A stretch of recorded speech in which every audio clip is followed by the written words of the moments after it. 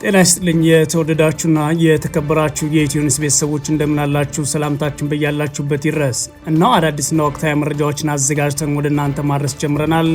ከኢትዮ ኒውስ የዜና ውጃ ጋር አብራችሁ ቆይታ እንድታደርጉ ግብዣችን ነው። በቅድሚያም አርዕስተ ዜናዎችን አስቀድማለሁ። በአማራ ክልል የተለያዩ አካባቢዎች በቀጠለው ውጊያ የፋኖ ኃይሎች ከባህር ዳር ቅርብ ርቀት የሚገኙ አካባቢዎችን ተቆጣጠሩ። የአማራ ፋኖ ብሔራዊ ንቅናቄ በኢትዮጵያ ሱዳን ድንበር አካባቢ የምትገኘውን የአብርሃ ጅራ ከተማ መቆጣጠሩን አስታውቋል። የአማራ ክልል የብልጽግና አገዛዝ በበኩሉ በክልሉ እየተዋጋን ያለው ፋኖ ብቻ ሳይሆን ሻዕቢያና ህወሓት ጭምር ነው ሲል መግለጫ አውጥቷል። በዝርዝር እናየዋለን። የብልጽግና አገዛዝ ከፍተኛ ቁጥር ያለው ጦሩን ወደ ትግራይ ክልል ማስጠጋቱን ቀጥሏል። ጦሩ ከተለያዩ የአገሪቱ አካባቢዎች በመነሳት ወደ ትግራይ ክልል መጠጋት ከጀመረ ቀናት የተቆጠሩ ሲሆን ዛሬም የደቡብ እዝና የምዕራብ እዝ ኮሮች ወደ ትግራይ ክልል ጉዞ ጀምረዋል ተብሏል። በሌላ በኩል የመንግስታቱ ድርጅት የሰብአዊ መብቶች ከፍተኛ ኮሚሽነር በትግራይ ያለው ውጥረት እንዲረግብ ጥሪ አቅርቧል። በዝርዝር የምናየው ሌላኛው ጉዳይ ነው። የአብን የፓርላማ አባሉ ዶክተር ደሳለው አበባው በመጪው ምርጫ ኢያፓን ወክለው ሊወዳደሩ ነው። በሰኔ 2013 ዓ.ም በተካሄደው አገር አቀፍ ምርጫ የአማራ ብሔራዊ ንቅናቄን ወክለው የፓርላማ አባል የሆኑት ዶክተር አበባው ደሳለው በመጪው ምርጫ ኢያፓን ወክለው እንደሚወዳደሩ ተናግረዋል። ሌላኛው የአብን የአዲስ አበባ ጽሕፈት ቤት ኃላፊ የነበሩት ዶክተር የዓለም ታምሩን በተመሳሳይ መልኩ የፓርቲ ለውጥ አድርገው በመጪው ምርጫ እንደሚቀርቡ ተገልጿል። በዝርዝር እናያለን። የፈረንሳይ ፕሬዝዳንት አውሮፓ ራሷን እንደ ሀያል አህጉር ማቅረብ እንደምትጀምር አሳሰቡም። የፈረንሳይ ፕሬዝዳንት ኢማኑኤል ማክሮን አውሮፓ ራሷን ባለም መድረክ እንደ ሀያል አህጉር ማቅረብ እንደምትጀምርበት ጊዜ አሁን ነው ሲሉ ተናግረዋል። የተወደዳችሁና የተከበራችሁ የኢትዮ ኒውስ ቤተሰቦች ከእነዚህ ዜናዎች ጋር አብራችሁ እንድትቆዩ ግብዣችን ነው።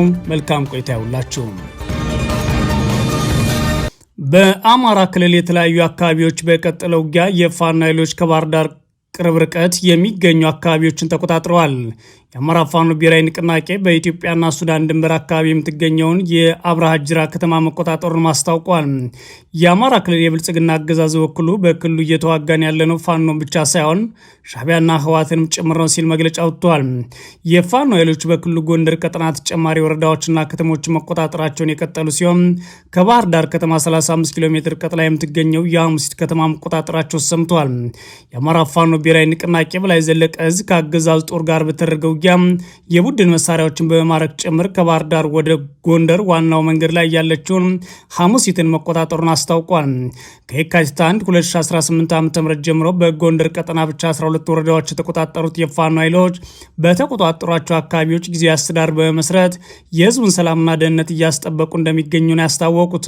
የአማራ ፋኖ ብሔራዊ ንቅናቄ በላይ ዘለቀና ጎንደር ጠቅላይ ግዛት ግዝ በጋራ በመሆን የተቆጣጠሯቸው ሰፊ አካባቢዎች ህዝብ የማረጋጋትና ተቋማትን የመጠበቅ ኃላፊነት እየተወጡ እንደሚገኙ ይፋ አድርገዋል።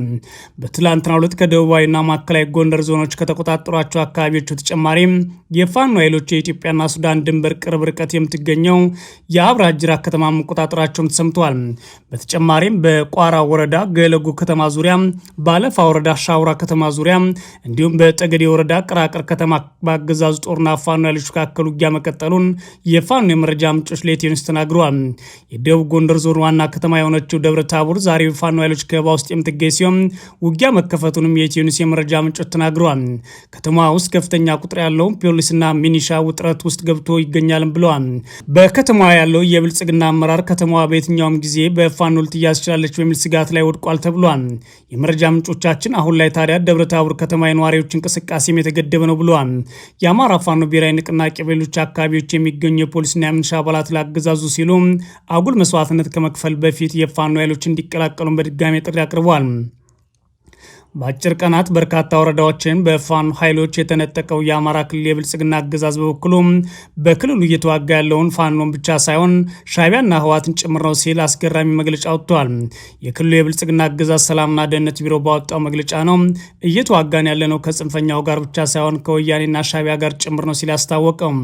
የክልሉ አገዛዝ አክሎም አሁን በአማራ ክልልም ሆነ በመላው ኢትዮጵያ የሚካሄዱ ግጭቶች አመራር የሚሰጣቸውና ሎጂስቲክስ የሚያቀርብላቸው ከመቀለና ከትግራይና ከአስመራ ነው ብሏል። ለዚህ ውንጀላው ማስረጃ ያልጠቀሰው የክልሉ መግለጫ ወልቃይት ጠለምትና ራያን ለመውረር የቋመጠ ቡድን ለውስጥ ባንዳ ጽንፈኛ ኃይል የተሰጠው ተልዕኮ ከውስጥ ግጭት መፍጠር ነው ሲል ጨምሮ ከሷል። ወደ ድንበር የሚሄደው መከላከያ ሰራዊት በየዞንና ወረዳ ተወጥሮ እንዲቆይ ለማድረግ ውጊያ ከፈቱበት የሚለው የክልሉ የብልጽግና አገዛዝ የድንበር አካባቢዎች የሚል የጠቀሳቸው ወልቃይት ጠለምትና ራያ አካባቢዎች መሆኑን መግለጫው አስገራሚ አድርጎታል። ጠለምትና ራያ አካባቢ ከመቼ ጊዜ ጀምሮ ነው የኢትዮጵያ ድንበሮች እንደሆኑ ግን በመግለጫው ምላሽ እና ማብራሪያ አልቀረበም። የአማራ ክልል የብልጽግና አገዛዝ አክሎም አሁን የምናካሄደው ውጊያ ከላኪዎቹ ታሪካዊ ጠላቶቻችን ከተላላኪው የውስጥ ባንዳ ጽንፈኛ ኃይል ጋር ስለሆነ ህዝቡ አካባቢውን በንቃት መጠበቅ አለበት ሲል ጥሪ አቅርቧል። የብልጽግና አገዛዝ በዚህ መግለጫው ሰሞኑን በደቡብ ጎንደርና ሌሎች አካባቢዎች በፋኖ ኃይሎች የደረሰበት ሽንፈት ሌሎች አካላት አሉበት በሚል ሽፋን ውጫዊ ለማድረግ ሞክሯል። የብልጽግና አገዛዝ ከፍተኛ ቁጥር ያለው ጦሩም ወደ ትግራይ ክልል ማስጠጋቱን ቀጥሏል። ጦሩ ከተለያዩ የአገሪቱ አካባቢዎች በመነሳት ወደ ትግራይ ክልል መጠጋት ከጀመረ ቀናት የተቆጠሩ ሲሆን ዛሬም የደቡብ ዕዝና ምዕራብ ዕዝ ኮሮች ወደ ትግራይ ጉዞ ጀምረዋል። በሌላ በኩል የመንግስታቱ ድርጅት የሰብአዊ መብቶች ከፍተኛ ኮሚሽነር በትግራይ ያለው ውጥረት እንዲረግብ ጥሪ አቅርበዋል። የአገዛዙ ጦር በትግራይ አዋሳኝ አካባቢዎች የሚያደርገውን ከበባ አጠናክሮ መቀጠሉ ነው የተሰማው። ከተለያዩ የአገሪቱ አካባቢዎች እየተጫነ ጦሩ ወደ ትግራይ ክልል እየተጠጋና እየተራጀ የሚገኝ ሲሆን በትግራይ ላይ ውጊያ ለመክፈት ብሎም ውጊያ ከተከፈተበት ለመከላከል እየተዘጋጀ ነው ብለዋል የመረጃ ምንጮቻችን። ይህ በዘር ማጥፋትና በከፍተኛ የጦር ወንጀል የሚከሰው የአገዛዙ ጦር በድጋሚ በትግራይ ላይ የፍጅት ውጊያ ለመክፈት ከመላው ሀገሪቱ የተለያዩ አካባቢዎች እየተሰባሰበ ይገኛል ብለዋል የመረጃ ምንጮች። ጦሩ በተለይም በወልቃይት በጠለምትና በቆቦ በዋግምራ እንዲሁም በአፋር ክልል የተለያዩ አቅጣጫዎች ወደ ትግራይ የሚያዋስኑ ቦታዎች ላይ እየሰፈረና እየተራጀ ይገኛል ተብሏል። የኢትዮኒውስ የመረጃ ምንጮች የአገዛዙ ጦር በትግራይና በአማራ ክልል የሚያደርገው የውጊያ ስምሪት ዛሬም ተጠናክሮ ቀጥሏል ያሉ ሲሆን ከሁሉም የአገሪቱ አካባቢዎች ያሉ እዞች በኮር ደረጃ ጦራቸውን እየላኩ ይገኛሉ ብለዋል። ዛሬ ጉዞ የጀመሩ የአገዛዙ ጦር እዞች አሉ ያሉት የመረጃ ምንጮቻችን የደቡብ ዕዝ 202ኛና 204ኛ ኮር በተለይም ከጉጂና ባሌ አካባቢ እንዲሁም ከአዳማ አካባቢ ተነስተው በአፋር በኩል ወደ ትግራይና ወደ አማራ ክልል እየሄዱ ነው ተብሏል። በተመሳይ የምዕራብ ዕዝ 2 ኮሮች ወደ ትግራይ ጉዞ ጀምረዋል የተባለ ሲሆን በተለይም 402ኛ ኮር ከባህር ዳር አድርጎ ወደ ወልቃይት እንዲገባ ተወስኖ ጉዞ ጀምሯል ተብሏል። እጅግ የከፋ ሰብአዊ መብት ጥሰቶችን የፈጸመውና እየፈጸመ የሚገኘው የአገዛዙ ጦር በድጋሚ ወደ ትግራይ የሚያደርገው ጉዞ አዲስ ጦርነት ለማዋለድ ነው። በአማራ ክልል የተለያዩ አካባቢዎች ንጹሃንን በመግደል በመጨፍጨፍና አርሶ አደሩ እንዲሁም ትምህርት ቤቶችና ተቋማትን በማውደም የሚታወቀውን ጦርነት ላለፉት 30 ወራት ያካሄደው የአገዛዙ ጦር ድጋሚ ከትግራይ ኃይሎች ጋር ውጊያ ውስጥ ገባለሁ ብሎ እየተዘጋጀ ይገኛል። ይህ የሆነ ባለበት ሁኔታ የተባበሩት መንግስታት ለሰብአዊ መብቶች ከፍተኛ ኮሚሽነር የሆኑት ቮልከር ተርክ በቅርቡ በፌዴራል መንግስቱና በትግራይ ኃይሎች መካከል የተከሰተው ግጭት በሚመለከት ሁሉም ወገኖች ግጭት ከማባባስ ይቆጠቡ ብለዋል። ተርክ ማክሰኞ የካቲት 3 2018 ዓ.ም በዋጡት መግለጫ ላይ በቅርቡ በፌዴራል መንግስቱና በትግራይ ኃይሎች መካከል የተከሰተው ግጭት በሰሜን ኢትዮጵያ አሳሳቢ የሆነውን የሰብአዊ መብቶችና የሰብአዊ ሁኔታን አደጋ ላይ የሚጥል ነው ብለዋል። ተርክ እንዳሉት ሁኔታው በጣም ተለዋዋጭ ነው፣ የበለጠ እየተባባሰ እንደሚሄድም እንሰጋለን። ይህም የክልሉ አደገኛ የሰብአዊ መብቶችና የሰብአዊ ሁኔታን ያባብሳል ብለዋል። አክለውም ሁለቱ ወገኖች በጦር መሳሪያ የታገዘ ግጭት ውስጥ ከመግባት ይልቅ በዓለም አቀፍ ማህበረሰብ በመታገዙ ጥረትን በፖለቲካዊ ውይይትና በራስ መተማመን ለማርገብ የተቀናጀና ቀጣይነት ያለው ጥረት ማድረግ እንደሚያስፈልጋቸው አሳስቧል። ከጥቂት ሳምንታት በፊት የትግራይና አማራ ክልሎች በይገባኛል በሚጎዛገቡባቸው በጠለምት አካባቢ በህወሓትና ፌዴራል መንግስቱ መካከል ግጭት ተከስቶ የድሮና የከባድ መሳሪያ ጥቃት እንደነበር ተዘግቧል።